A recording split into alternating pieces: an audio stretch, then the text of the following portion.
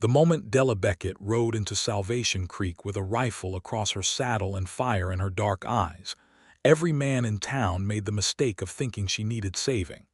It was the spring of 1878, and Salvation Creek sat like a sun-bleached bone in the middle of the Texas Panhandle, stubbornly alive despite the heat, the dust, and the kind of lawlessness that made decent people lock their doors before sundown. The town had a general store, a church that doubled as a courthouse on Tuesdays, a saloon that never really closed, and a sheriff whose best quality was that he was not entirely corrupt. It was the sort of place that wore people down slowly, grinding them into the dry red earth until they either gave up or grew roots. Della Beckett had no intention of doing either. She had ridden 3 days from the ruins of her father's ranch outside of Amarillo, carrying nothing but a change of clothes, a silver locket that had belonged to her mother, a Colt revolver on her hip, and a Winchester rifle she could shoot with the kind of steady accuracy that would have made most men uncomfortable to admit. Her father, Charles Beckett, had died 6 weeks prior, taken by a fever that had moved through him faster than a prairie fire through dry grass. He had left her the ranch, such as it was 400 acres of parched land, a half-collapsed barn, and a debt to the Harlow Land Company that had grown fat and ugly over the years. When the men from the Harlow Land Company had arrived at her door with their papers and their smug, satisfied expressions, Della had done something that surprised everyone, including herself. She had signed the papers, saddled her horse, and ridden away without a backward glance. She was 24 years old. She had buried her mother at 15 and her father at 24, and she had spent the better part of a decade watching the land eat the people she loved. She was not going to let it eat her, too. Salvation Creek had been chosen for a simple reason. Her father's oldest friend, a man named Silas Greer, ran a livery stable there, and he had once told her father that if either of them ever needed a place to land, his door was open. Della intended to hold him to that. She found the livery stable without much trouble, tied her horse to the post outside, and pushed through the wide wooden doors into the cool, hay-scented shade. Silas Greer was exactly as she remembered him from the one time she had met him as a child, broad-shouldered, gray-bearded, with hands like slabs of leather and eyes that were kind in the way that only truly weathered people's eyes could be. "Della Beckett," he said, looking up from the harness he was mending. He did not sound surprised, which she appreciated. "You look like your father when he was angry." "I am not angry," she said. "I am practical." Silas set down his work and stood. "Charles is gone, then, 6 weeks now." He was quiet for a moment, and in that quiet there was a kind of grief that did not need words. Then he said, "You need a place to stay." "I need work," she said. "A place to stay would follow from that." Silas looked at her for a long moment, and whatever he saw seemed to satisfy him. "I could use help with the horses. Pay is not much, but there is a room above the stable and meals at my sister's table 3 times a day." "That will do," Della said, and that was how it began. She had been in Salvation Creek for exactly 4 days when Frederick Cooper first laid eyes on her. Frederick Cooper was 28 years old, a cowboy and horse trainer who had been working on and off for the Caldwell Ranch for the better part of 3 years. He was lean in the way that men who worked hard and slept under open skies tended to be lean, not thin, but efficient, every inch of him built for the work. He had dark brown hair that curled slightly when it grew too long, which it often did because he was not the type to fuss over such things, and eyes the color of river stones in summer gray-blue and surprisingly clear. He had a reputation in Salvation Creek for being quiet, fair, and extraordinarily good with horses. He also had a reputation for being the kind of man who did not say much, but when he did, it was worth listening to. He had come to the livery stable that morning to check on a mare he had left in Silas's care while he was away on a cattle drive. He walked through the stable doors, nodded at Silas, and stopped dead in his tracks when he saw the woman in the far stall, standing calmly beside a notoriously difficult black stallion named Devil's Ink, running her hand along the horse's neck, with the kind of unhurried confidence that Frederick had rarely seen in anyone who had known the horse for less than a year. "That horse has put 3 men in the dirt in the last month," Frederick said, not because he thought she needed warning, but because he was genuinely curious what she would do with the information. Della did not look up right away. She finished the stroke along the stallion's neck, said something low and even to the horse that Frederick could not quite hear, and then turned to look at him. Her eyes were dark, almost black, and they had the quality of someone who was already measuring you against a standard you might not meet. "He is scared," she said. "Men keep trying to force him. He has stopped trusting hands. And he trusts yours." "Not yet," she said, "but he is considering it." Frederick watched her for a moment longer than was strictly polite. There was something about the way she stood, not aggressive, not soft, just entirely and completely herself. That was unlike anything he had encountered before. He pulled his attention back to something manageable. "Frederick Cooper," he said, "I have the bay mare in stall 6. Della Beckett," she said, "she is healing well. Silas cleaned the leg cut yesterday. I know I'm not here to check on the cut. I'm here to thank whoever looked after her while I was on the drive." He paused. "I suppose that was you. And Silas." "Well," Frederick said, settling his hat back on his head, "thank you, Miss Beckett." "You are welcome, Mr. Cooper." He left, and Della went back to the stallion. But for the rest of that morning, she found herself more aware of the stable door than she had any particular reason to be. The second encounter came 3 days later, and it was considerably less civil, though not through any fault of either of them. There was a man in Salvation Creek named Boyd Harker who had decided, apparently without consulting anyone whose opinion mattered, that Della Beckett was a woman who needed to be introduced to the concept of male authority. He had been making this clear in various small and annoying ways since her arrival, lingering too long when she walked through town, making comments to his companions that were just loud enough to be heard, and on this particular Thursday afternoon, blocking the door of the general store with his considerable frame and a smile that had never been introduced to sincerity. "Now where are you headed in such a hurry?" Boyd Harker asked, as Della tried to step past him with a bag of oats under one arm. "The livery stable," Della said pleasantly, "and I am in a hurry because the horses need feeding, and I do not enjoy this conversation. That is a little unfriendly, don't you think?" "I think," Della said, her voice dropping to something very calm and very even, "that you are standing in a doorway that is not yours, and I am asking you politely to move." "What if I don't feel like it?"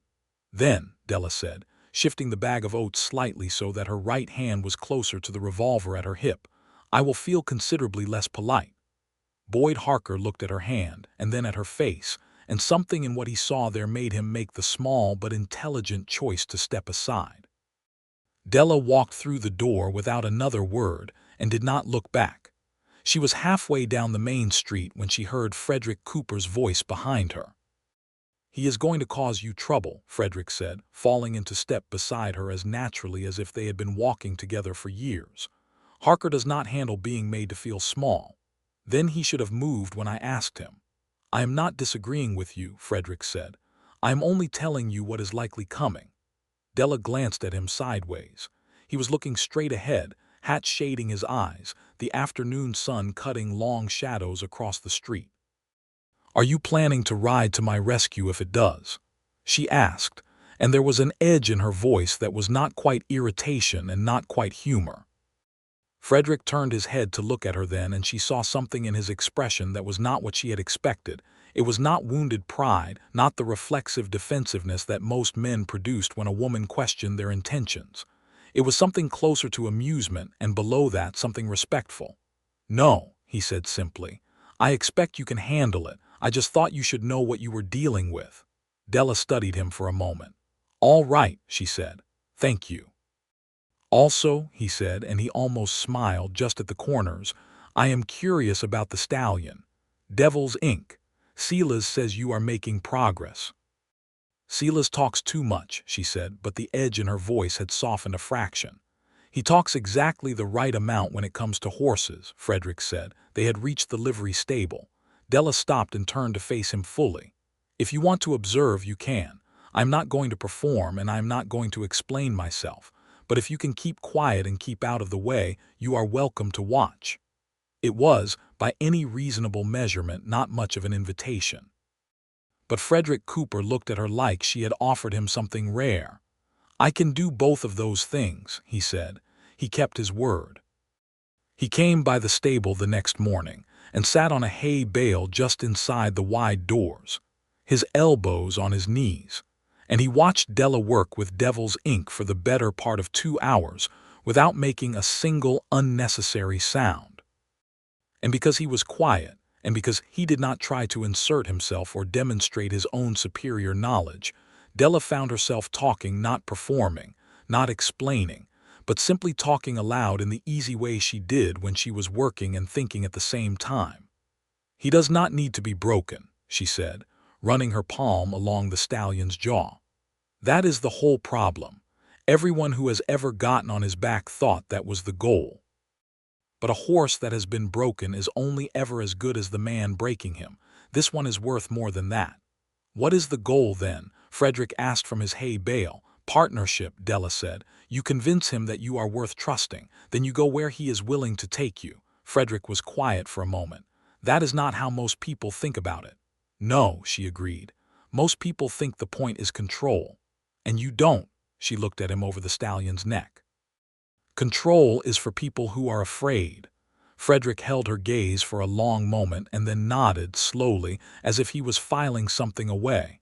"What about you?" he asked. "Do you trust easily?"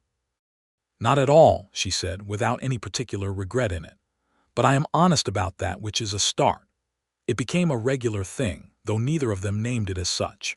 Frederick would appear in the mornings with 2 cups of coffee from the saloon, thick, dark, barely drinkable, which was the only kind available in Salvation Creek, and he would sit on his hay bale and Della would work, and they would talk.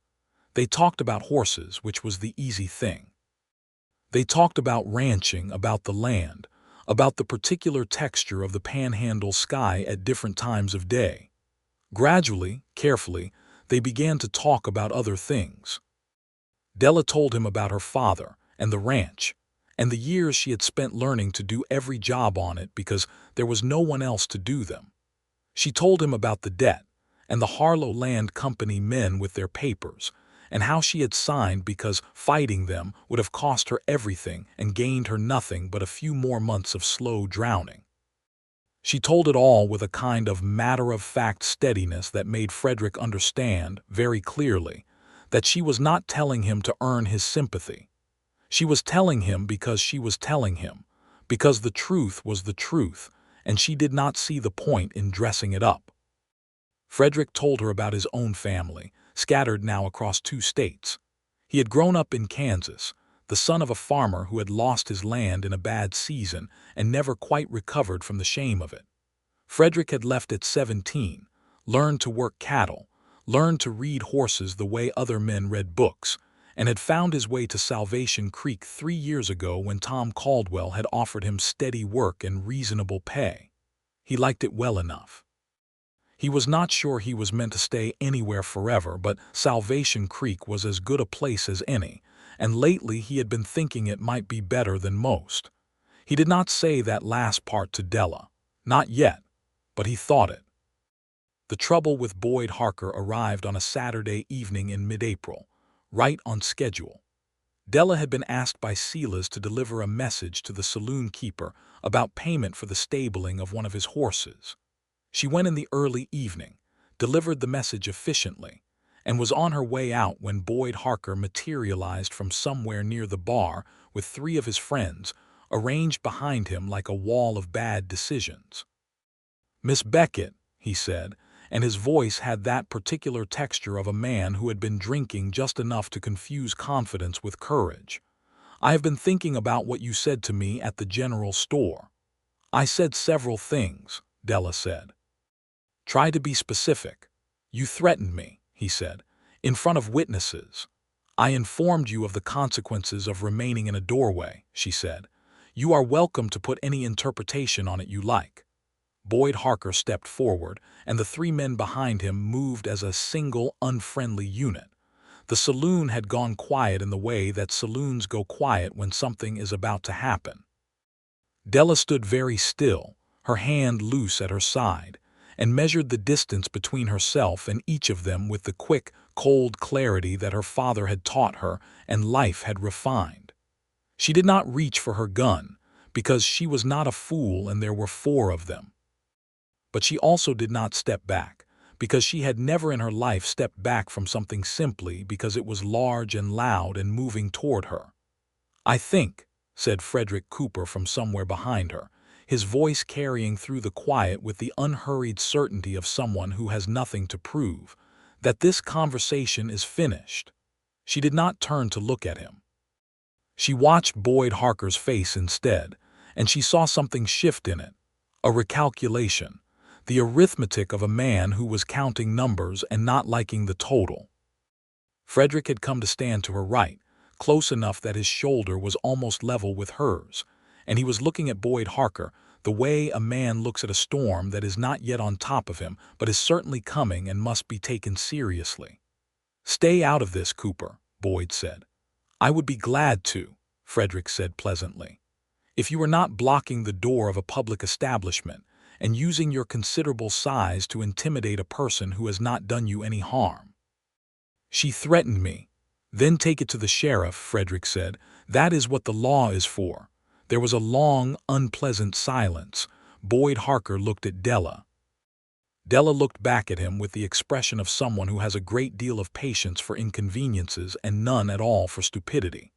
And then Boyd Harker decided, with what might have been the wisest choice of his life, that this was not the night. He stepped aside. His 3 friends stepped aside. Della walked through the door without hurrying, and Frederick followed her, and neither of them said anything until they were 50 feet down the street and the saloon door had swung shut behind them. "You did not need to do that," Della said. "I know," Frederick said. "I could have managed it." "I know that too," he said. 4 to 1 is bad odds even for someone who can shoot as well as you probably can, and I happened to be there, and I did not think there was any particular virtue in staying out of it when I could help." Della stopped walking. Frederick stopped beside her. The street was quiet now in the way that Texas small towns are quiet on Saturday evenings, with the last of the light going orange over the rooftops and the dust settling slowly back to earth. "I am not someone who needs rescuing," she said. "I want to be clear about that. I have been rescuing myself for a very long time." "I can see that," Frederick said, and there was no condescension in it, no carefully managed patience. He simply said it like it was an observable fact, which it was. She looked at him for a moment, and the orange light was doing something to the angles of his face that she decided she did not need to be thinking about right now. "All right," she said. "Then we understand each other." "I hope so," Frederick said. "Would you like to walk back to the stable, or are you heading somewhere else?" "Back to the stable," she said. And they walked together in a silence that had, somewhere between the saloon and the livery stable, stopped feeling like the absence of conversation and started feeling like something else entirely.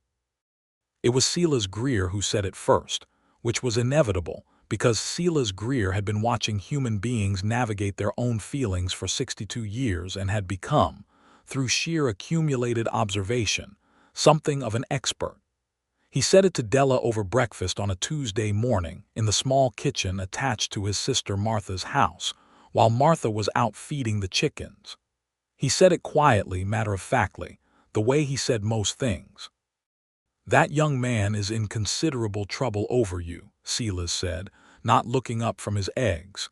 Della poured herself a second cup of coffee. "He is not in any trouble of his own making." "All the worst kinds of trouble are self-made," Silas said. "That is what makes them so interesting." "Silas, I am not telling you what to do with it," he said. "I am just observing. Frederick Cooper has eaten breakfast at this table before, and he has never once looked at the door the way he looks at it now." Della said nothing for a moment. Then she said, "He is a good man." "He is one of the better ones, yes." "I am not," she started, and then she stopped, because whatever she had been about to say did not come out quite right.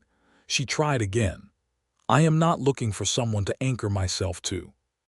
I have spent my whole life watching people let themselves be defined by who they belong to, and I do not intend to do the same. Silas finally looked up at her, and his eyes were kind and direct in equal measure. Who said anything about anchors, he said. A person can choose a companion without becoming their prisoner. That is not belonging to someone. That is choosing them. Della was quiet for a long time after that. The moment she had named, though not yet to herself with any great honesty, came on a Thursday afternoon in late April, when a late storm rolled in from the north without much warning, dropping the temperature by 20 degrees in the space of an hour, and bringing with it a hard, cold rain that rattled the stable roof like a handful of thrown stones. Della had been out on the south pasture checking the fence line. Silas had been worried about a section near the creek, and she had gotten caught in the rain before she could make it back. By the time she reached the stable, she was soaked through and chilled to the bone, her hat streaming water, her boots leaving wet prints on the dry hay. Frederick was inside, having arrived to check on his mare, and he took one look at her and said nothing dramatic or fussy. He simply went to the tack room, found the old wool blanket that Silas kept hanging on the back of the door for cold nights, and brought it back and held it out. "Thank you," Della said, wrapping it around herself. "The rain came fast," Frederick said. "It did." She was shivering slightly, and she hated it because she was not generally someone who shivered, but the cold had gotten into her in a way she had not been able to prevent. She sat down on the hay bale, her hay bale now, she supposed, the one she always sat on when Frederick sat on his, though they had never agreed on this, and Frederick, without making anything of it, sat down beside her. Not across the stable, not on the other bale. Right beside her, close enough that she could feel the warmth of him through the wool blanket. They sat like that for a while, listening to the rain. "Can I ask you something?" Della said eventually. "You can ask," Frederick said. "I cannot promise the answer will be useful." She almost smiled at that. "Why horses? You could do other things. You are obviously intelligent enough." "So are you," he said, which was not an answer but was something nonetheless. Then after a pause, "Horses are honest. They tell you exactly who they think you are, and they are almost always right. People spend a lot of time and energy pretending to be something other than what they are. Horses never bother." "No," she agreed. "They do not." "You are like that," he said, and then he paused, as if he had said more than he intended but was not exactly sorry about it. Della looked at him. They were close enough on the hay bale that she could see the rain-gray light picking out the silver in his dark hair, though there was very little of it yet. He was looking straight ahead at the stable doors where the rain was sheeting down in a silver curtain. "Like what?" she said.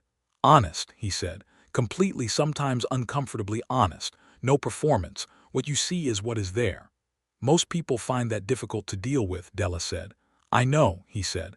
"I'm not most people." The rain kept falling. The horses shifted and settled in their stalls around them, and Devil's Ink made a small sound from his corner that was almost content. Della sat inside the warmth of the borrowed blanket and next to the warmth of the man beside her, and felt, with a clarity that startled her a little, that she did not particularly want to be anywhere else. "Frederick," she said, "I am not someone who can be managed," she said, "or organized, or tidied up into something that fits neatly into another person's life. I have tried to be when I was younger, and it never worked, and I stopped trying a long time ago." Frederick turned to look at her then, fully and directly, and there was something in his expression that she recognized, because it was the same thing she had seen in his face the very first day, that quality of real, uncalculated attention. "I know," he said. "I was not planning to try." Della looked at him for a long moment. She could feel her heart doing something that it had not done in a very long time, something that was a little frightening and a great deal more than that, something that felt like standing at the edge of open country on a clear day when the horizon goes on forever, and the sky is so big it makes you feel small and tremendous at the same time. "Good," she said softly. He reached over and took her hand, and she let him, and neither of them made anything of it, and the rain fell on the stable roof, and the horses breathed in the warm dark, and it was, in its quiet and ordinary way, the beginning of everything. They did not rush. That was perhaps the most remarkable thing about it, given that both of them were, in their respective ways, people of considerable momentum. They were simply together in the way that made sense, walking in the evenings when the day's work was done, sitting across from each other at Silas's sister Martha's table for Sunday supper, riding out on weekends when the weather permitted, side by side on the open plain. They had their first real argument 3 weeks in, and it was spectacular, and it was about something that mattered. It started with Tom Caldwell, the rancher who employed Frederick, making an offer to Silas for the livery stable, not a fair offer, but a convenient one. And Silas was getting older and the work was harder, and his sister kept saying he ought to rest. The problem was that the offer had apparently included a clause about the existing staff, which Caldwell had communicated to Frederick before he communicated it to Silas, and which Frederick had not immediately mentioned to Della. She found out from Martha over coffee, and she arrived at the stable that evening with her back straight and her eyes sharp. "You knew about the Caldwell offer," she said, before she was all the way through the door. Frederick was brushing down his mare in stall 6. He stopped. "I heard about it yesterday," he said, "and did not tell me. I was trying to determine what the details were before I said anything that might worry you unnecessarily." "That," Della said, her voice dangerously even, "is exactly the sort of decision that is not yours to make for me. I am not a child who needs to be shielded from information. I'm a person whose livelihood and living situation are directly affected by that offer, and I had the right to know the moment you heard it." Frederick set down the brush. He turned to face her. "You are right," he said. She had been preparing for several additional arguments in case the first one required backup. The directness of his agreement knocked all of them sideways. "I am," she said, and then caught herself because she did not sound nearly sure enough. "I am," she said again, more firmly. "Yes," Frederick said. "I thought I was being careful. I was actually being presumptuous. You can determine for yourself what worries you and what does not. I should have told you immediately." "I am sorry." The fire in Della's chest cooled somewhat, not because she had been wrong to feel it, but because there was nothing to feed it. She crossed her arms and studied him. "You apologize very simply," she said. "I try to," he said. "It seems dishonest to make it complicated." She uncrossed her arms. "What are the details of the offer?" They spent the next hour going over everything he knew, and then another hour talking through what it meant for Silas and for Della's position and what options existed. Frederick suggested that Della might consider proposing an alternative arrangement directly to Silas, a partnership of some kind, where she took on more formal responsibility for the stable's management, which would ease Silas's workload without requiring him to sell. It was a good idea, practically sound, and he offered it without any implication that she should do it or that it was certainly the right answer. He simply put it on the table. "Why do you always do that?" Della said. "Do what?" "Offer something and then just leave it there. You never push it." Frederick considered this.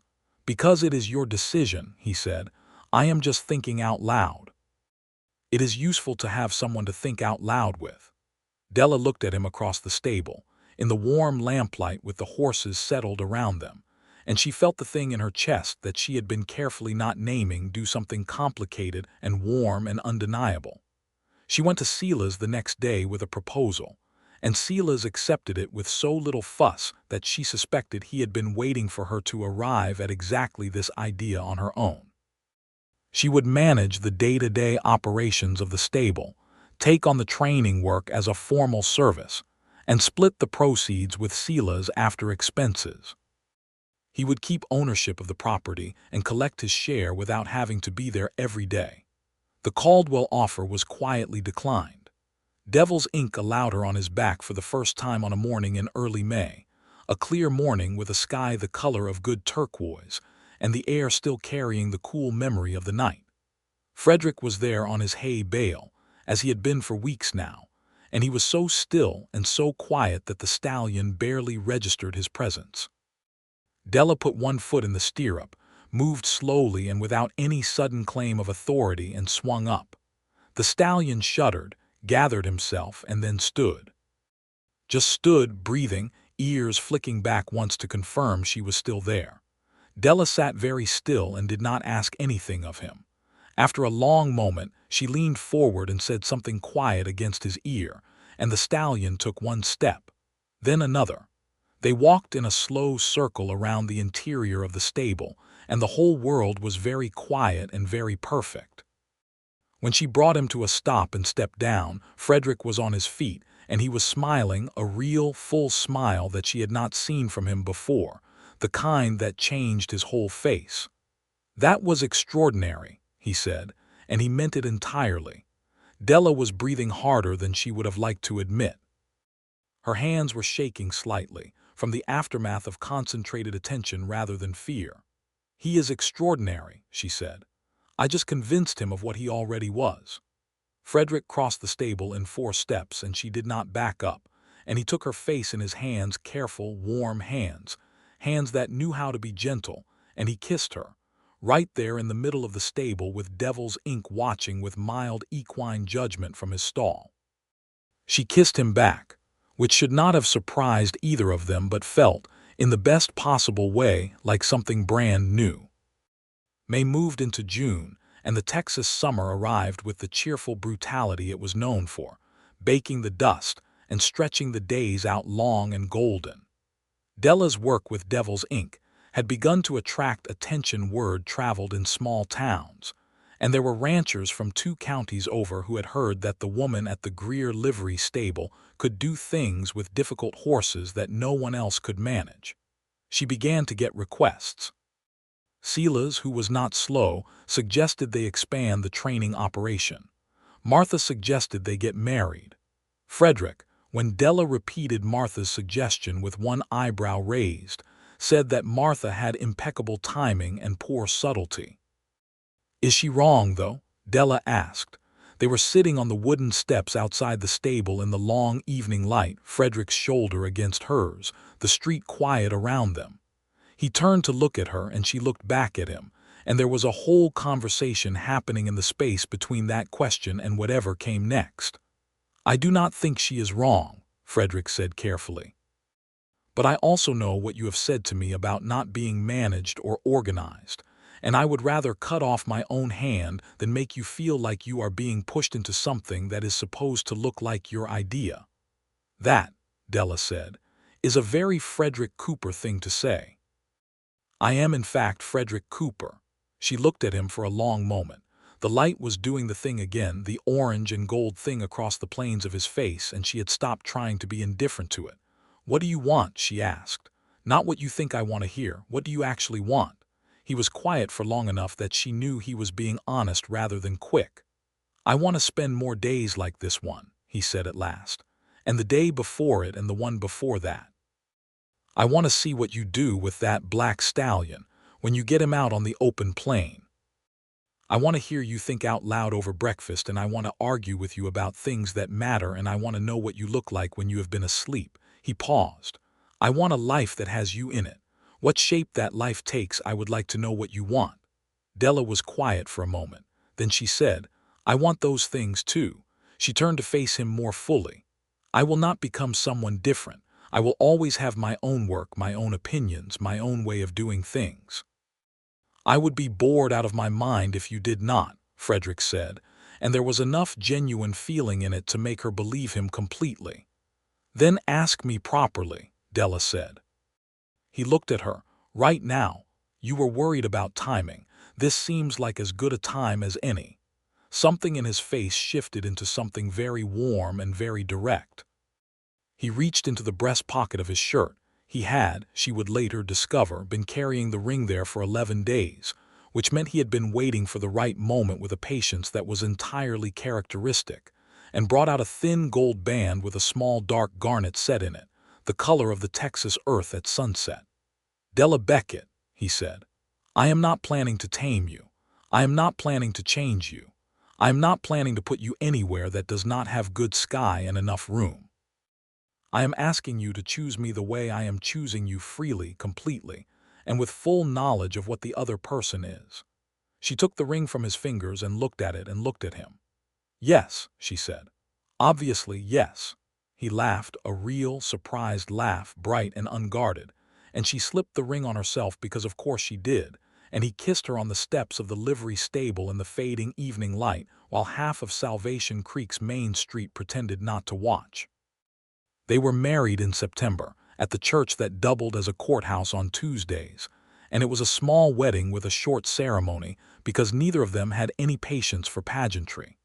Silas gave Della away, which was something he had offered, and she had accepted with the understanding that it was a gesture, not a transaction. Martha cried from the front pew.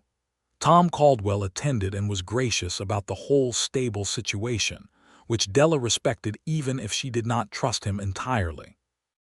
There were wildflowers on the altar because Della had picked them herself from the creek bank, and she liked them better than anything the flower merchant in town had been able to offer.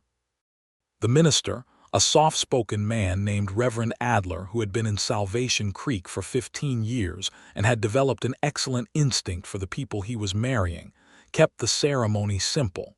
He asked the two questions that mattered. They both said yes with the particular conviction of people who had thought carefully about what they were agreeing to. The rings went on.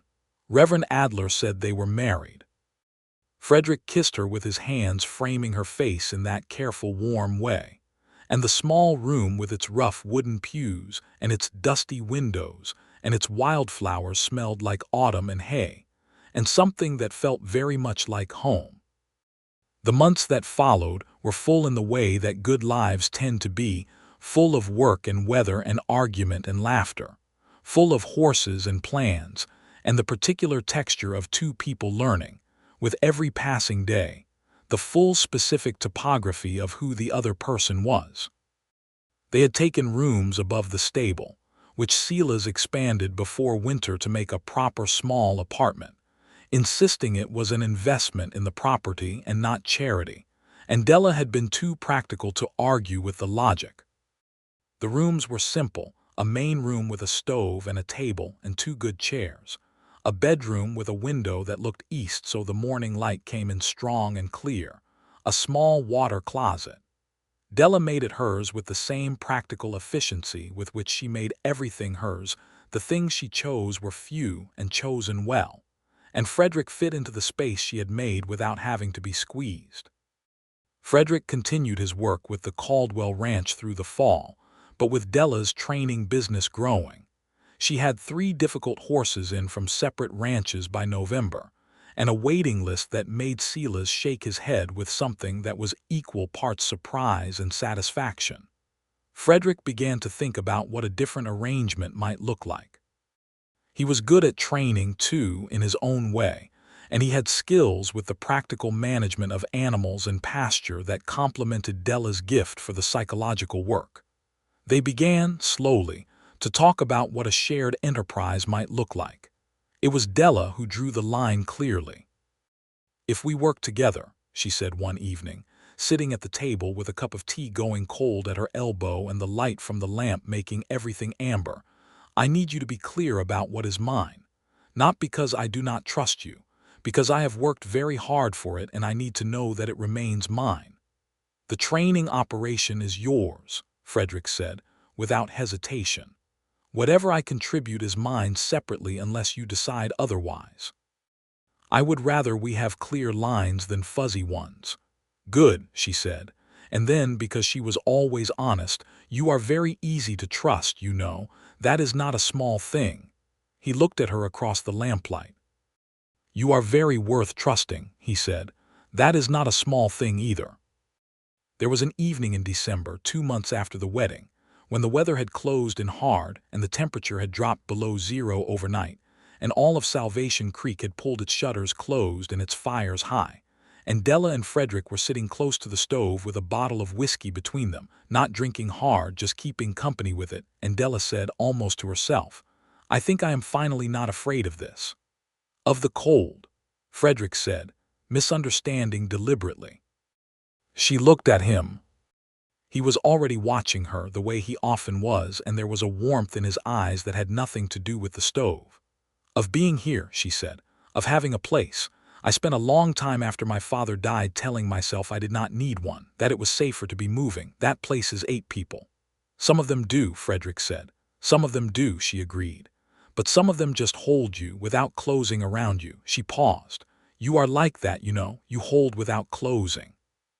Frederick set down his glass and reached across the short space between them and took her hand, and she turned her palm up to meet his without thinking about it, which was the thing she noticed later, that she had stopped thinking about it. She had stopped bracing for the cost of it. I want to have children, she said. In the same tone she said most things that mattered directly, clearly, without dressing it up. Not immediately, but I want you to know that I want that. So do I, Frederick said. When you are ready. We both decide that, Della said. Of course, he said. We both decide everything. She squeezed his hand. The fire crackled. Outside, the Texas winter did its worst against the windows, and inside the little room above the stable it was very warm and very quiet. And Della Beckett, who had ridden into Salvation Creek with fire in her eyes and no intention of staying, felt the specific, hard-won, extraordinary peace of a person who has found the exact right place. The spring of 1879 brought changes to Salvation Creek in the way that springs in small western towns often did, some good, some difficult, and some that required navigating carefully. The railroad, which had been a rumor for 2 years, was confirmed to be coming through the county 20 miles to the south, which meant that land values were shifting, and certain kinds of money were moving in ways that disrupted the older arrangements. Tom Caldwell, who was shrewder than he sometimes appeared, sold a portion of his south range to railroad interests at a price that made the other ranchers uncomfortable and generated a certain amount of tension in the community. More directly relevant to Della and Frederick was the arrival, in March, of a man named Ellis Vance, who set up a competing horse training operation on the north side of town. Vance was competent, which made him worth taking seriously, and he was aggressive about his pricing, which made him worth watching. He was also, within his first 2 weeks, making comments around town that Della's success was largely the result of her husband's guidance, which made him someone she was going to have to address. She addressed it directly, as she addressed everything. She walked into Vance's stable one afternoon, introduced herself, and said, without preamble, I understand you have been suggesting to people that my training work is managed by my husband. Ellis Vance was a compact, sandy-haired man in his early 30s who had the particular confidence of someone who had never had his assumptions seriously challenged. He leaned back against the stall door and said, No offense intended, Mrs. Cooper. I just assumed. You assumed incorrectly, Della said. My husband and I have separate operations. Mine was established before my marriage and is run by me. If you have concerns about my qualifications, I invite you to observe my work with Devil's Inc., who is currently the most sought-after stud in the county and who was unrideable when he came to me. If you have no such concerns, I would ask that you represent the facts accurately to your clients and mine. Vance was quiet for a moment.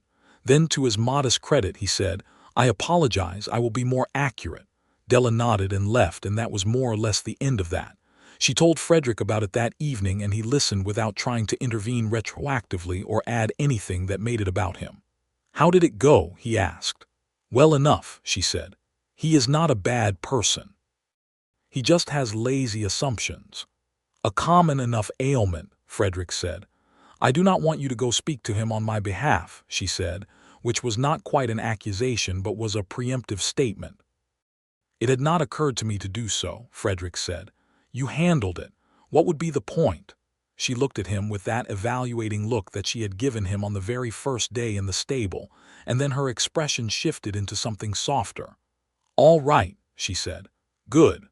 The late spring brought something else, something that arrived quietly but changed everything with a particular kind of gravity. In May, Della was certain enough of it to say something to Frederick one morning while they were still in bed, the east window letting in a stripe of early light across the floor. I think we are going to have a baby, she said. She said it clearly, the way she always said things that mattered. Frederick turned to look at her, and what crossed his face was not something she could have named precisely, but it was very large and very careful and very full. "Are you certain?" he asked. "Mostly," she said. "I will see the doctor to be sure." He was quiet for a long moment. She watched him. "How are you feeling about it?" he asked, and the question was entirely genuine. He was not asking how she should feel or suggesting what the feeling ought to be. He was asking her. "Terrified," she said honestly, "and glad, both at the same time, which I find slightly inconvenient." He laughed at that softly and reached over and took her hand. "That seems like exactly the right response," he said. The doctor confirmed it a week later. By June, it was settled knowledge in their small world, and Martha had begun knitting with an industry that suggested she had been waiting for this information for some time.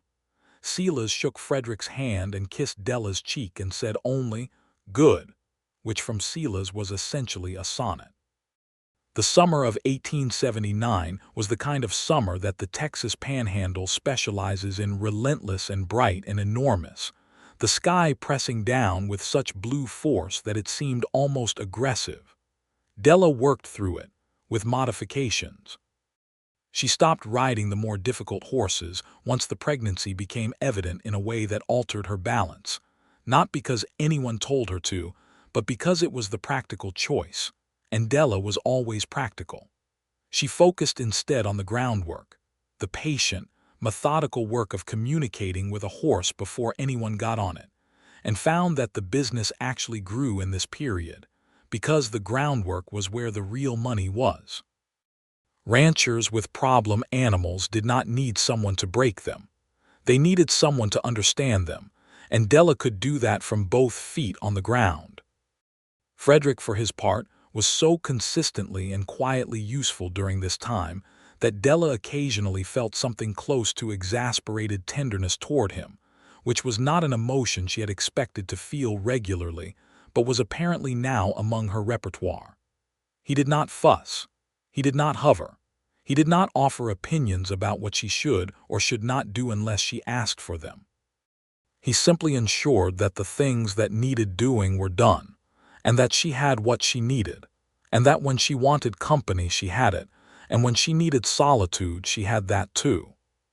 He learned the specific architecture of her needs with the same attentiveness he gave to understanding a new horse, and the fact that this was genuinely the way his mind worked, not a managed performance, but an authentic inclination, was, Della thought, the most quietly remarkable thing about him. Their son was born in November, on a clear cold night with the stars thick and sharp outside the window, attended by the town doctor and Martha. While Frederick sat in the main room with a cup of cold coffee, he never drank and did not, by his own later confession, breathe normally for 3 hours. The labor was long and difficult, and Della met it with the same exhausted, stubborn, deep competence with which she met everything. When it was over and Martha came to the door of the bedroom and said, "A boy, Frederick, both of them well," he stood up and the cup fell off the table and he did not notice. They named him Charles after her father, with the middle name James, which was Frederick's father's name. Frederick held him for the first time when he was barely an hour old, this small, red-faced, indignant person who seemed offended by the cold and the light and the whole arrangement, and looked down at him with an expression that Della, from the bed where she was finally resting, watched and stored away in some deep part of herself where she kept the things that were irreplaceable. "Hello, Charles," Frederick said, in his quietest voice, the one he used with the horses when they were frightened. "You are all right. You are safe. We have got you." Della felt something move through her that was too big for the room. Charles Beckett Cooper was, from his first days, a person of strong and specific opinions, which his mother felt was entirely appropriate, and his father found mildly hilarious and deeply relatable. He had Della's dark eyes and Frederick's tendency toward careful, deliberate attention, which made him, as a small child, the sort of person who would watch something happening for a very long time before deciding how to interact with it. He also, from the time he could walk, had a gravity toward the horses that was so obvious and so organic that Silas declared it was in the blood, and nobody argued with him. The years that followed were full in the way that lives built with intention tend to be full. The training operation grew to the point where Della was running what was, by any reasonable measure, the most reputable horse training business in the county. She hired 2 young women over the following years who had the aptitude and the patience and who needed the work, and she trained them with the same directness with which she did everything, and they were loyal and good at what they did. Frederick made the formal decision to leave the Caldwell Ranch in 1881 and take on the management side of their combined operation, which included the bookkeeping, the purchasing, and the increasingly complex logistics of a business that had outgrown its original footprint. They had moved out of the rooms above the stable by then, into a proper house on the east edge of town that Frederick had built over the course of a winter with help from 3 men he trusted, and a great deal of Della's very specific input on what the rooms should feel like. It had big windows and a porch that faced west for the sunsets and a barn that connected to a proper training yard, and it was, by the standards of Salvation Creek in 1881, a genuinely fine property. More importantly, it was entirely theirs, built with work they had done and money they had earned and choices they had made together. Charles took his first ride on a horse at age 3, sitting in front of his mother on a calm gray gelding named Arthur, with Frederick walking beside them on the ground. He was completely unafraid. He reached out his small hand and touched Arthur's neck in a gesture that was so exactly like Della's gesture in the stable with devil's ink that Frederick stopped walking for a moment. "He is going to be trouble," Frederick said, but he was smiling. "He is going to be extraordinary," Della said, looking down at the dark-haired small person on the horse in front of her. "There is often overlap." Boyd Harker left Salvation Creek sometime in 1880, under circumstances that were not entirely clear, but that involved a dispute with a card game that ended badly for everyone at the table. No one was particularly sorry to see him go. Ellis Vance's training operation, after a rocky start, settled into a reasonable coexistence with Della's, serving a different clientele with a different approach, and Vance himself became, if not a friend, then at least a colleague with whom business could be conducted respectfully. Silas Greer retired from the daily management of the livery stable in the fall of 1881 and handed formal control to a young man named Pete Walsh who had been working there for 2 years and whom Della trusted. He continued to live above the stable in the rooms where Della had started, which she found, whenever she thought of it, to be something close to poetic. He came to Sunday supper at Della and Frederick's house every week without fail, and played with Charles on the porch and ate more of Martha's pie than anyone else, and held forth about horses and weather, and the way the world was changing with the certainty of someone who has been right about enough things to have earned an opinion. It was at one of these Sunday suppers, in the fall of 1882, that Della told Frederick she was expecting again. She told him privately first, this time, upstairs in their bedroom after supper, when the house was full of the sounds of Martha and Silas talking below and Charles laughing at something one of them had said. "Again," Frederick said. "Again," she confirmed. He looked at her in the lamplight. He had more lines around his eyes than he had when she had first seen him, and she had a streak of silver at her temple that had appeared after Charles was born and which she thought suited her, and she was right. They were 30 years old and 34 years old, and they were exactly who they had chosen to be. "How are you feeling?" he asked, and it was the same question he had asked the first time, with the same genuine interest in the real answer. "Good," she said. "I feel good, a little tired." She paused. "Happy." He crossed the room and took her face in his hands in the way he always did, and kissed her forehead and then her cheek, and then, because she turned her face up to him, her mouth. "Good," he said against her lips. "I feel good, too." Their second child, a girl they named Clara, after nobody in particular, but simply because Della had loved the sound of it, arrived in the spring of 1883, on a morning so bright and warm that the whole world seemed to be welcoming her in. She had Frederick's gray-blue eyes and Della's determined jaw, and she had, from her very earliest weeks, the quality of a person who was going to know her own mind, which was, everyone agreed, entirely fitting. Charles, who was 4 by then and very serious about most things, inspected his sister with the careful attention he gave to everything new, and then declared her acceptable. "She has my mother's face," he said, which made Frederick laugh so hard he had to leave the room. Devil's Ink died in the winter of 1883, peacefully in his stall, of old age, which was something no one had expected when Della had first stood in his stall with her hand on his neck, and her voice low and her patience infinite. He had sired 17 foals by then, most of them extraordinary, and he had carried Della across the open plain countless times in the years since that first halting circle around the stable interior, fast and free and trusting, which was what she had always said was possible when you stopped trying to force what had to be chosen. Della stood with him at the end, in the early morning, and said goodbye the way she had said everything to him quietly, without performance, with complete honesty. Frederick stood in the doorway and did not come in because he understood that this was hers, but he was there. After, when she came out of the stable, she stood for a moment in the cold morning air, and he put his arm around her and she leaned into him, and neither of them said anything because there was nothing to say that the standing together did not say better. The town itself was changing in those years in the way that Western towns changed in the late 1870s and early 1880s, sometimes for the better and sometimes not, and Della and Frederick tried to be honest about both. The railroad 20 miles south had brought commerce, but it had also brought a different kind of man, harder-edged and less tied to the land, and there were conflicts with that change that played out in small ways and large ones. There were Mexican families who had been in the region since before Texas had been Texas, who were increasingly subject to pressures that were unfair and sometimes violent. And Della, who had no patience for injustice of any kind, said so plainly at town meetings and in private conversations, which earned her both respect and the occasional cold shoulder from people who preferred comfortable silence to inconvenient truth.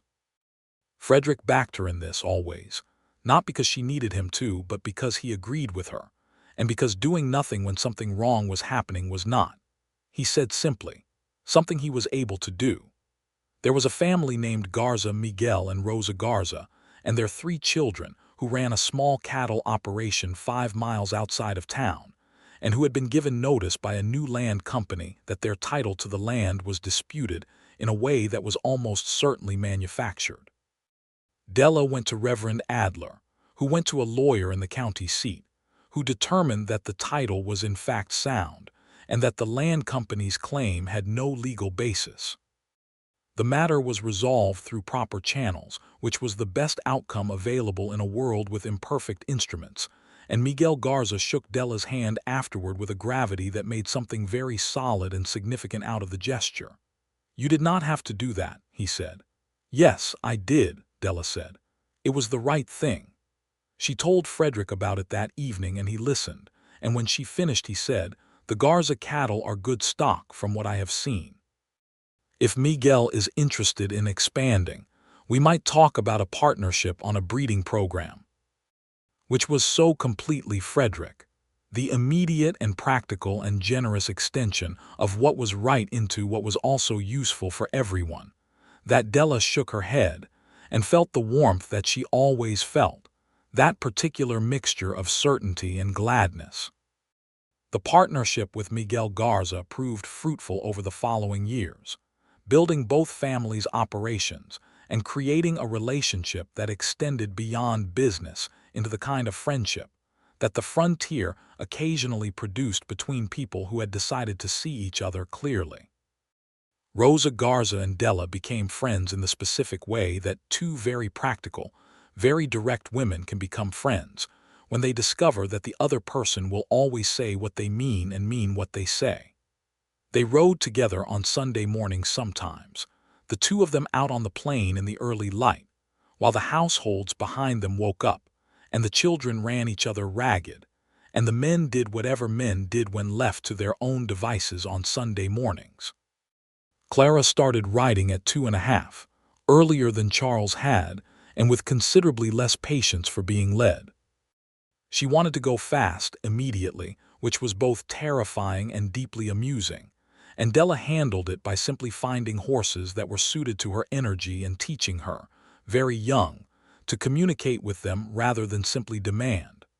By 4, Clara Cooper was, by any objective measure, the most naturally gifted rider in the family, which Charles accepted with philosophical equanimity. There was a period in 1884 when Frederick came down with a respiratory illness that knocked him off his feet for 3 weeks in a way that frightened Della more than she showed. She managed everything while he was sick, the business, the house, the children with her usual competence, but she sat beside him every evening until he was asleep, and she did not, during those 3 weeks, sleep deeply or well. When he recovered slowly, gradually, and then with the determined energy of someone with too much work backed up, she said to him one night very quietly that she had been afraid. "I know," he said. "I was too." "You are not allowed to do that again," she said. "Get sick." He looked at her with some amusement. "Be that sick," she said. "I found it extremely inconvenient." "I found it somewhat inconvenient myself," he said. She leaned her head against his shoulder and stayed there for a while. "I have been thinking," she said, and her voice was lower than usual, "about what I told you when we first started, about not being able to be tamed." "I remember," he said. "I was right," she said, "and I am still right. I am exactly as untamable as I was the day I rode into town." She paused. "But I have been thinking that there is a difference between being tamed and being in a place you chose. I did not choose to be here because someone caught me or changed me. I chose it because it is what I want, because you are what I want." Frederick was quiet, and she could feel the steadiness of him, the deep, particular steadiness that had been one of the first things she had trusted about him without quite knowing why. "I know the difference," he said. "I have always known it." "I know you have," she said. "That is the point." By 1885, the business they had built together was established enough to be a reference point in the county for anyone asking about horse training or breeding or stable management.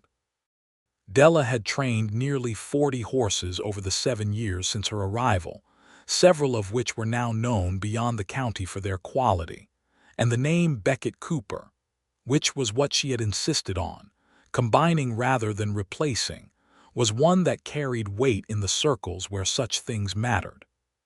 She had also, over those years, trained 4 other people, all of them young women except for one, a 16-year-old boy named Danny Marsh, who had turned up at the stable door one afternoon, with the specific look of someone who understood horses intuitively, and did not know what to do with the fact that it was not considered a respectable talent for a young man.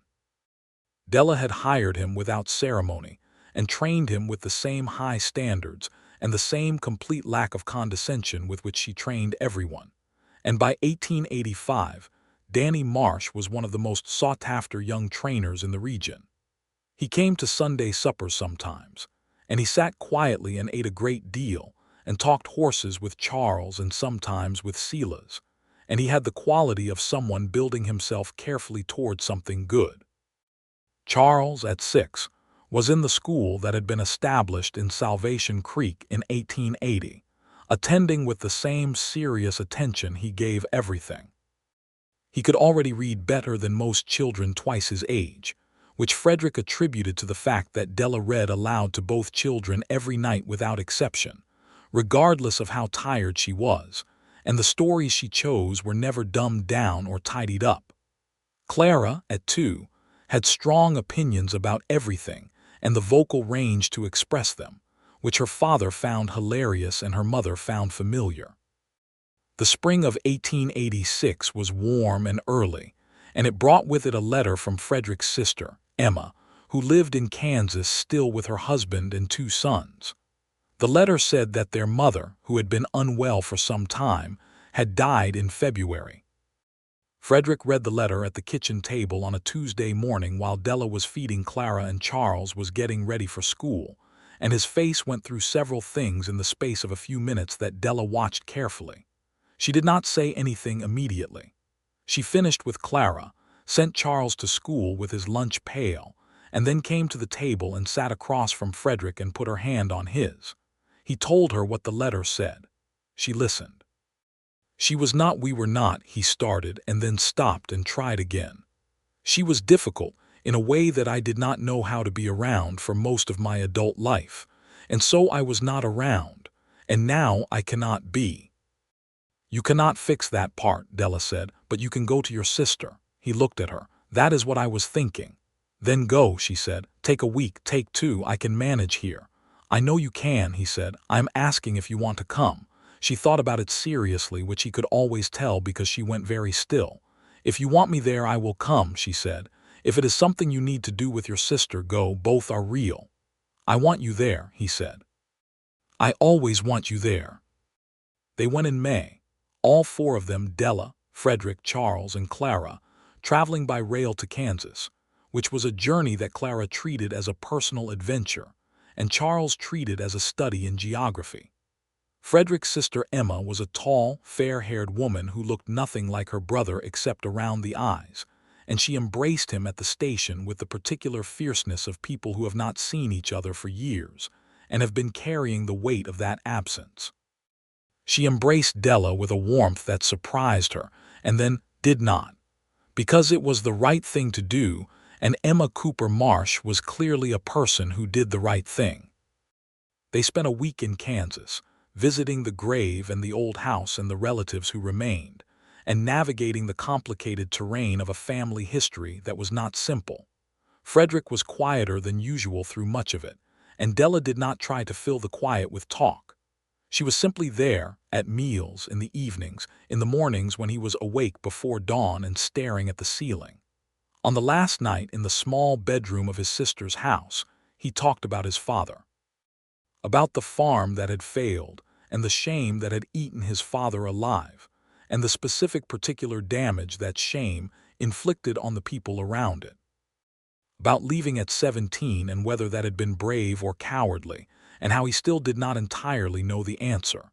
Della listened to all of it without offering easy comfort, because she had long since understood that the thing he needed from her was not comfort but company, someone willing to sit in the difficult place beside him and not flinch.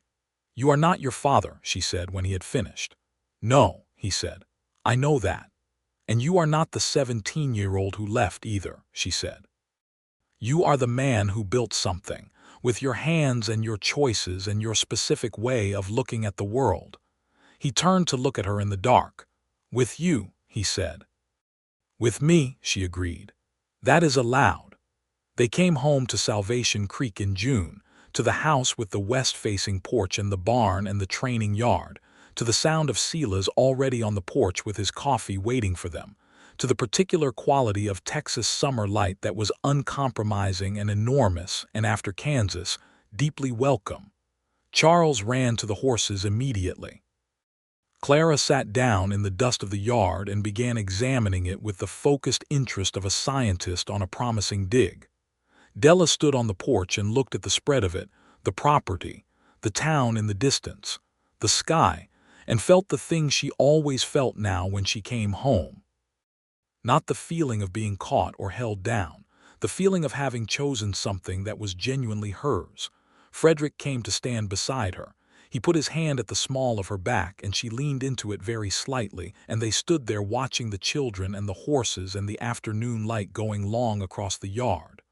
Are you all right? She asked him. Yes, he said. I am very all right. She turned to look at him. He was looking at the yard with his clear gray-blue eyes, and his face was open and at rest in the way it always was here in this specific place, with these specific people around him. Good, she said, because I have been thinking. That is either excellent or concerning, he said. Both probably, she said. I have been thinking about the south pasture. Miguel thinks we could run 20 more head if we improved the creek access, and if we did that it would make sense to expand the training yard on the same side. It would require a significant investment, but the return, he was laughing before she finished. We have been home for 30 minutes, he said. I know, she said, but it is a good idea. It is probably a very good idea, he said. Tell me the rest of it. She told him. He listened. The light went golden and then orange, and then the deep slow red of a Texas sunset, and Charles came back from the barn with hay in his hair and a look of complete happiness, and Clara fell asleep in the dust, and Frederick went down the porch steps to pick her up and carry her inside, and the evening came on warm and quiet over the Panhandle, and this was life. This was the actual specific texture of a life built by two people who had chosen each other with their eyes open. Salvation Creek in 1887 was a town that had survived its own difficult passages and come out the other side changed but intact. The lawlessness of earlier years had mostly settled. The sheriff had been replaced twice, the current one being a man named Holt who was genuinely competent and fair, which was no small thing. The railroad had changed commerce, and not always for the better, but the community had adapted, as communities do when they have enough people willing to do the work of adaptation. There were new buildings on Main Street, a proper school now with 2 teachers instead of 1, a small library that had been established by the Ladies' Improvement Society, of which Martha was a founding member and proud to say so. Della was involved in the library, not as an organizing presence but as a donor. She gave money and she gave time and she gave, once a month, readings from books she had chosen for the schoolchildren, which began as a single afternoon and grew, over 2 years, into something that the children of Salvation Creek looked forward to with a fervor that the school board found both gratifying and slightly baffling. She was also, by 1887, recognized as the best authority on horse welfare in the county, and she had begun writing down the principles she worked from, not a book, not yet, but notes, organized and increasingly coherent, that Reverend Adler had seen once by accident and said should be published, which was an idea that Della kept in the back of her mind where things were stored that she intended to get to eventually. Frederick managed their finances with the same careful honesty he brought to everything, and in the fall of 1887 he told Della, over the kitchen table, that they were in a position they had not been in before. The debts were gone. The property was fully theirs. There was money enough in the bank that they had choices they had not always had. What kind of choices? Della asked. Whatever kind you want to make, he said. She was quiet for a moment, turning her coffee cup in her hands. I want to buy the parcel east of the training yard, she said. The Henderson land, I have been watching it for 2 years. If it comes up for sale, it is coming up for sale, Frederick said. Henderson told me last week. I was waiting to see what you thought. She looked at him. You were waiting to tell me. I was waiting for you to have this conversation, he said. Because I had a sense you already knew what you wanted to do with it, and I thought you should be the one to say it. Della set down her coffee cup. Frederick Cooper, she said, and there was something in her voice that was warm and amused and rueful all at once. He said innocently. You are entirely too knowing sometimes, she said. Only about the things that matter, he said. They bought the Henderson land in November of 1887, and the expansion it allowed meant that by the spring of 1888, the Beckett Cooper operation was, by any measurement, one of the most successful small horse operations in the Texas Panhandle. Danny Marsh, now a confident young man of 22 with his own solid reputation, came on formally as a partner in the training side, which freed Della to take on the more complex breeding work she had been wanting to pursue for years. Charles, at 9, was already helping in the training yard after school in a capacity that was limited but genuine, handling the young horses on lead lines, learning the language of it, absorbing everything with his father's patience and his mother's directness. Clara, at 6, had decided that her primary career would be racing, which was logistically complicated, but which no one in her family felt confident enough to tell her was unlikely. There was an evening that spring that Della thought about many times afterward, for no particular reason except that it was so completely itself. She had been out late in the training yard, working through something with a new mare who was having trouble with open water, a creek crossing problem, common enough and solvable but requiring patience. The sun had gone down entirely before she was satisfied with the session, and she had put the mare up and walked back to the house in the warm dark, with the spring air smelling of grass and rain, and the sounds of the night settling in around her.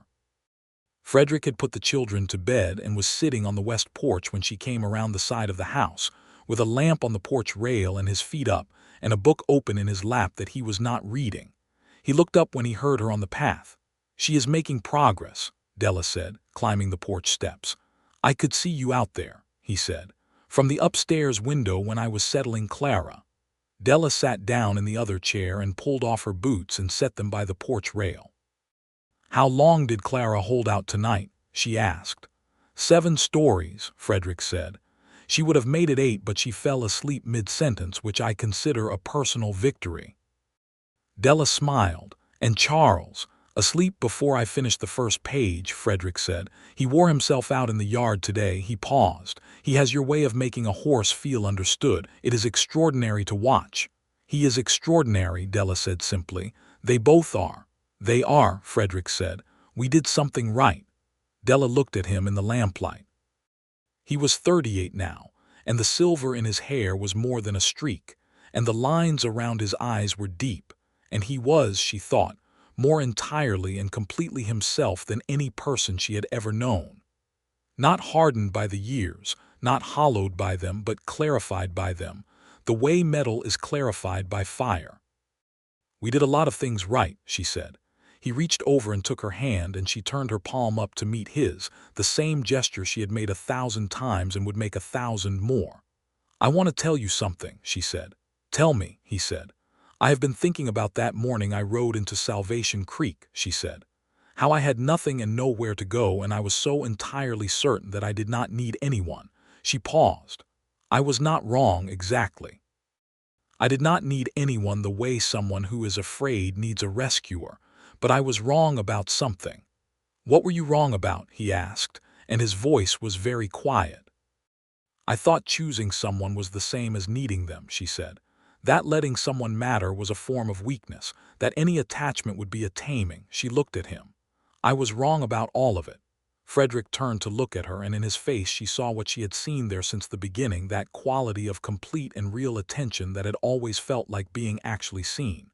"I know," he said. "You always knew," she said. "That is what made it possible." "You made it possible," he said. "By being honest from the start. By saying exactly what you were and what you wanted and what you would not have. That is not a small thing, Della. That is everything." She was quiet for a moment, looking out at the dark yard, the dark sky, the enormous Texas night.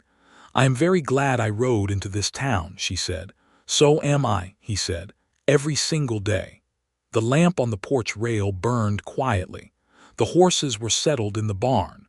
The children were asleep. The night was warm and enormous and full of stars, and Della Beckett Cooper sat on the porch of the house she had built with the man she had chosen, and held his hand and felt, with complete and unqualified certainty, the specific extraordinary peace of a person who is exactly where she is supposed to be.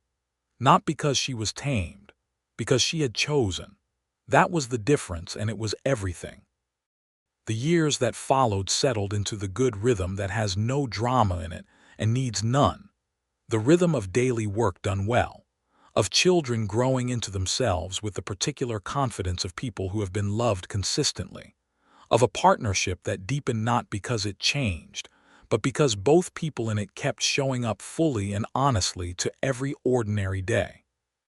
In 1889, when Texas statehood had long been settled, and the question of what the West was becoming moved through conversations in every town and around every table, Della finally sat down at the kitchen table one winter and wrote the first real chapter of the book Reverend Adler had suggested.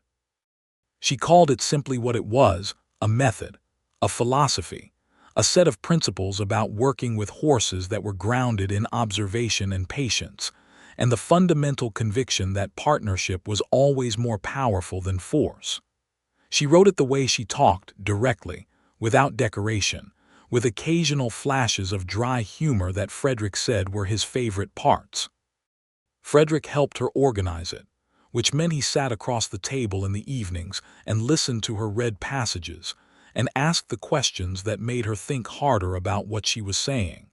He never added to it or corrected it or made it sound like anyone but Della, which was the exactly right form of help.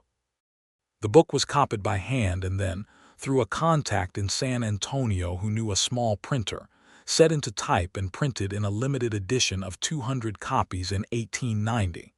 It was called, simply, Partnership, on the understanding of horses. The author was listed as Della Beckett Cooper, which was the name she had always used and always would, and the dedication read, for Frederick, who was never planning to try. It spread through the ranching community in the Panhandle, and then beyond it, slowly, the way real things spread person to person, because it was useful and true and said things that people recognized from their own experience with animals. A rancher in New Mexico wrote to tell her it had changed how he managed his herd. A trainer in Colorado sent her a letter asking questions that she answered at length. A young woman in Kansas wrote to say she had read it 3 times and that it had convinced her to pursue work with horses despite being told it was not appropriate work for a woman, and asking if Della had any advice. Della wrote back a long and specific and entirely characteristic letter that said, among other things, "Do not let anyone define the limits of your appropriate competence for you. Learn the work. Be honest about what you do not know. And find someone to learn alongside who is not threatened by what you are capable of. That last part is rarer than it should be, but it exists." Charles, at 12, read the book with the careful attention he gave everything and told his mother it was the best thing he had ever read. Clara, at 9, said it was very good but needed more about going fast, which made Frederick laugh until he cried.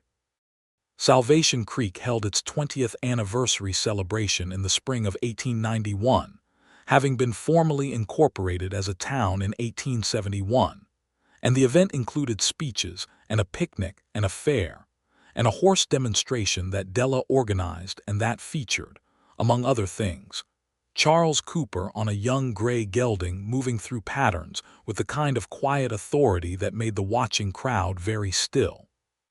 Frederick stood next to Della at the fence and watched their son, and his hand found hers without either of them looking away from the yard. "He is better than I was at his age," Frederick said quietly. "He is better than most people at any age," Della said. "He has your patience and my stubbornness. That is either an extremely good combination or a recipe for something interesting," Frederick said. "In our experience," Della said, "those tend to be the same thing." He turned to look at her. She was 41 years old, her dark hair shot through with silver now, her face carrying the weather and the years in the way that faces do when they have been honestly lived in. She was exactly herself, completely and without apology, which was what she had been from the first day and which had never ceased to be the most remarkable thing about her. "I love you," he said, and it was a simple and direct thing, said in the full daylight at a town picnic. And he said it the way he said everything that mattered, without decoration, without performance, just the clear and certain truth of it. Della looked at him, and her expression was what it had always been with him, open in a way it was not with the rest of the world, all the way down. "I love you too," she said. "I have for a very long time." "I know," he said. "You knew before I admitted it," she said. "I did not say anything about that," he said. "You did not have to," she said. "You just waited." "I am good at waiting," he said. "You are extraordinary at it," she said. "It is one of your most annoying qualities." He smiled at her, that full, genuine smile that still changed his whole face, and she shook her head and looked back at the yard where Charles was bringing the gray gelding to a smooth stop, and the crowd was beginning to applaud. Clara materialized at Della's left elbow with a half-eaten piece of pie and an expression that suggested she had plans. "Mama," Clara said, "when I am old enough, Can I enter the county fair riding competition?" "When you are old enough, yes," Della said. "How old is old enough?" "Older than 9, Frederick said. "That is not a number," Clara said. "Your father is being deliberately vague," Della said. "You can enter at 14.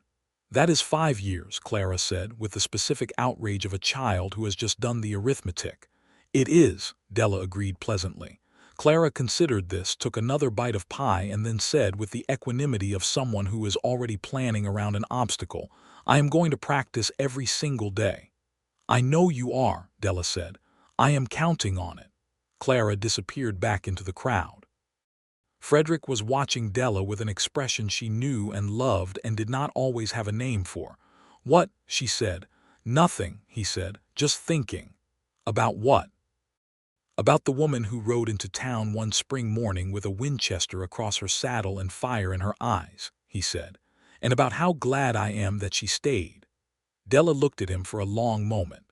Around them the celebration went on, neighbors and children and horses, and the particular golden quality of a Texas spring afternoon. The town that had been a rest stop was a home. The work that had been survival was a calling. The man beside her was what she had chosen every day for 14 years, and she would choose him again tomorrow and the day after that, all the way to the end of things. "I am glad, too," she said softly. He took her hand. She held it. The afternoon light fell long and golden across the celebration ground, and the horses moved in the distance, and the children ran, and Salvation Creek went on being itself around the two people standing at the fence who had found in each other not a cage and not an anchor, but the rarest and most necessary thing, someone who understood exactly what they were and wanted them for it, completely and without reservation, today and all the days that followed. And that was enough, more than enough. It was everything.